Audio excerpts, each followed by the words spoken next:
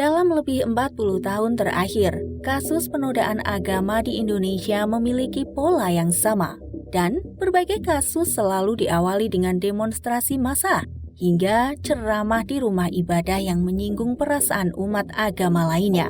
Sehingga tak heran, isu penistaan dan ujaran kebencian atas agama menjadi masalah serius di Indonesia yang tak pernah berkesudahan. Beberapa tokoh pemuka agama berikut ini dicap sebagai noda dan pelaku fitnah atas agama orang lain. Namun anehnya, 2 di antara sekian banyak tokoh pemuka agama di Indonesia yang akan dibahas pada video ini mendapatkan perlakuan hukum berbeda. Ibarat pepatah, hukum tumpul di atas dan runcing ke bawah. Apakah tidak salah ungkapan serupa dialamatkan kepada sosok Muhammad Kece dan Yahya Walloni? Daripada penasaran, berikut kronologis 2 pemuka agama terbesar di Indonesia yang mendapatkan perlakuan hukum berbeda meski kasusnya sama, yaitu penistaan agama. Sebelum ke videonya, jangan lupa klik subscribe-nya dan nyalakan notifikasinya. Latar belakang. Kita awali dari sosok seorang Muhammad Kece. Muhammad Kece lahir di Jawa Barat kurang lebih 50 tahun yang silam. Dari berbagai informasi, Muhammad Kece berasal dari keluarga Islam. Namun pada 2014, pria yang akrab disapa Pak Kece ini memutuskan murtad dan menganut agama Kristen. Sedangkan Yahya Walloni atau Yahya Yopi Walloni lahir di kota Manado 30 November 1970. Dia lahir di tengah-tengah keluarga Minahasa yang taat pada agama Kristen. Dari sumber yang dihimpun disebutkan, Yahya Walloni merupakan seorang mantan pendeta di Sinode GKI di Tanah Papua. Dalam kesaksiannya, Yahya Walloni menyebut dirinya pernah menjabat sebagai rektor di Sekolah Tinggi Teologia STT Calvinis Ebenezer di Sorong tahun 1997 hingga 2004. Kesaksian pindah agama. Seperti yang kita ketahui bahwa Muhammad Kece dan Yahya Walloni adalah 2 orang yang memilih keluar dari agamanya masing-masing.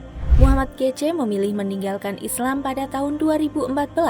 Dalam kesaksiannya di berbagai media, Muhammad Kece membeberkan alasannya meninggalkan agama leluhurnya dan masuk Kristen. Dihimpun dari berbagai sumber, awal pergolakan iman Muhammad Kece terjadi saat ayahnya sakit parah. Ketika itu dokter telah memvonis sisa hidup ayahnya tinggal beberapa hari saja. Namun, pada keadaan yang berputus asa dan hilang pengharapan, ada tamu yang merupakan seorang pendeta yang menawarkan kesembuhan lewat cara berdoa. Meski awalnya menolak, namun berkat doa sang pendeta, ayahnya disembuhkan. Dari sinilah kemudian Muhammad Kece mulai tertarik dengan Yesus Kristus. Apalagi sang ayah sudah memutuskan masuk Kristen terlebih dahulu. Dan puncaknya tahun 2014, Muhammad Kece ikut murtad dan memeluk Kristen. Sedangkan Yahya Walloni mengakui sudah tertarik dengan Islam saat berusia 14 tahun, saat melihat teman-temannya menggunakan pakaian baju ihram. Ketertarikan Yahya pada saat remaja dipendamnya. Saat berusia 36 tahun, diterangkannya, Yahya Walloni bermimpi di mana dalam mimpinya beliau diminta untuk memeluk agama Islam. Rabu, 11 Oktober 2006 pukul 12 WITA, melalui tuntunan Komarudin Sofa, Sekretaris Pimpinan Cabang Nahdlatul Ulama NU Toli-Toli. Beliau bersama istri dan anaknya secara sah memeluk Islam. Nama Yahya, istri dan anak-anaknya kemudian diganti. Seperti nama sang istri Luciana diganti menjadi Mutmainah, nama anaknya Silviana diganti menjadi Nur Hidayah, dan Sarah menjadi Siti Sarah. Sementara putranya masih menggunakan nama Zakaria. Awal viral. Sejak beberapa tahun belakangan, Muhammad Kece merambah menjadi seorang YouTuber agama Kristen. Dirinya kerap mengunggah konten-konten yang cukup sensitif.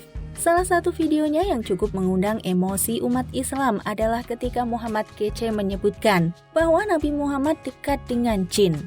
Dari sinilah, kemudian videonya ramai disebar dan dikecam para netizen, terkhusus bagi penganut agama Islam yang tak sepakat dengan penyertaan Muhammad Kece.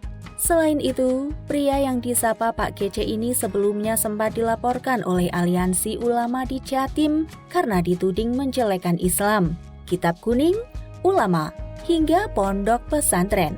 Setelah kasus ini surut, Muhammad Kece justru tersandung atas ceramahnya yang menyebutkan bahwa Nabi Muhammad dekat dengan jin. Tak mau disebut berbicara tanpa fakta. Pada siaran langsung, Muhammad Kece melakukan pembelaan dan membaca isi surat Al-Quran. Di akhir pembacaan itu, Muhammad Kece menyebut dia hanya menyampaikan apa yang diterjemahkan oleh Al-Quran dalam surah Al-Jin ayat 19. Tak hanya dari masyarakat, kecaman juga datang dari MUI saat itu. Sedangkan untuk kasus Yahya Walloni, diketahui beliau memutuskan mu'alaf pada 11 Oktober 2006 dan naik mimbar. Beliau dikenal sebagai penceramah yang cukup kontroversial karena selalu menyinggung ajaran agama lain, dalam hal ini agama Kristen dengan penafsirannya sendiri. Vonis penjara. Sebagai dua orang yang memilih keluar dari agamanya, mereka menjadi penceramah yang memberikan kesaksian masing-masing di depan publik. Dimulai dari kasus ceramah Yahya Walloni yang sangat kontroversi. Dimulai pada Rabu 21 Agustus 2019, Yahya Walloni diundang sebagai penceramah di Masjid Jenderal Sudirman World Trade Center, Jakarta untuk mengisi kegiatan ceramah dengan tema Nikmatnya Islam. Pada saat itu, di hadapan 700 jemaat yang hadir, beliau mengisi ceramah bermuatan sara dan juga ujaran kebencian atas umat Kristen. Pada saat itu, Yahya Walloni mengatakan bahwa Bible umat Kristen itu palsu. Dilanjutkan dengan suara lantang, beliau juga mengejek Tuhannya umat Kristen yang ada 3 dan menghina tanpa alasan yang jelas. Lewat ceramahnya yang disiarkan secara live di YouTube dan Facebook, serta dihadiri 700 jemaat, sikap Yahya Walloni dikecam oleh sebagian ulama sendiri.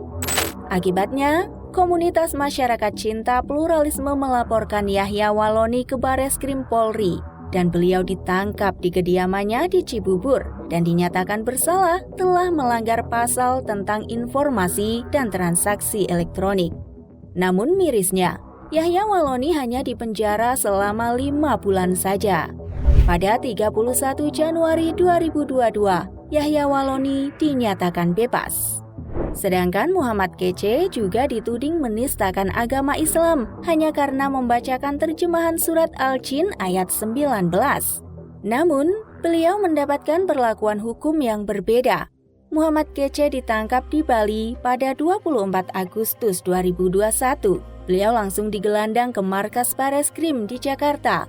Muhammad Kece dipaksa oleh polisi untuk menghapus 400 video YouTube-nya dan langsung dikenakan pasal 45A ayat 2 CO pasal 28 ayat 2 Undang-Undang Nomor 19 Tahun 2016 tentang informasi dan transaksi elektronik. Muhammad Kece divonis hukuman penjara 10 tahun. Namun dengan alasan tertentu, beliau dijatuhi hukuman 6 tahun penjara. Perbedaan hukum di antara Muhammad Kece dan Yahya Walloni sempat menuai tanda tanya. Meski tak bisa diganggu-gugat, hukum di Indonesia mendapatkan nilai buruk di mata masyarakat. Menurut kalian bagaimana guys? Tulis di kolom komentar and see you next video. Bye-bye.